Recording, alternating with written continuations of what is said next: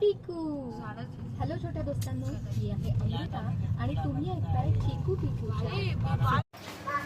जय काशीश्वराय नमः. मित्रांनो, आम्ही या काशीच्या नगरीमध्ये भगवान भोलेनाथाच्या नगरीमध्ये आलेलो आहोत.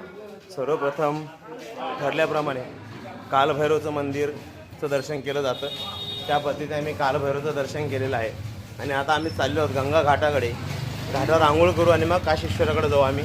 बघा मित्रांनो, बनारस की गलिया जे तुम्ही ऐकतात हिंदीमध्ये, तर नेमक्या तशाच बघा. एकदम छोट्या छोट्या गल्लीतून रस्ता आहे. पूर्ण रस्ता छोट्या छोट्या गल्लीत. हे मोठ्या मोठ्या बिल्डिंगी आहेत. रस्ता छोटासा आहे, छोटासा, छोट्या छोट्या गल्ल्या एकदम. आम्ही सगळे चाललो या गल्लीतून. टू व्हीलरसुद्धा बऱ्या मुश्किलीने पास होत असते माणूस असल्यानंतर. हे बघ पाहिलं इकडं बिंदू माधव मंदिर. हे बिंदू माधव मंदिर आहे ना, हे घाटाकडे आहे.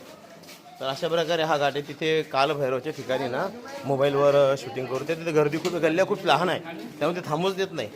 लगेच दर्शन करायला लगेच निघा म्हणतात. पण कालभैरवचं दर्शन एकदम छान झालेलं आहे. सध्या इथे ना कमी सीझन आहे, गर्दी नाही आहे, त्यामुळे दर्शन फटाफट होत आहे. हे बघा बिंदू माधव मंदिर. बिंदू महादेव मंदिराकडे जायचा रस्ता आहे. हा घाट आहे, एकदम छोटा छोटा रस्ता आहे जायचा, बोळी बोळी. ठीक आहे, चला तर मित्रांनो भेटूया गंगा घाटावर.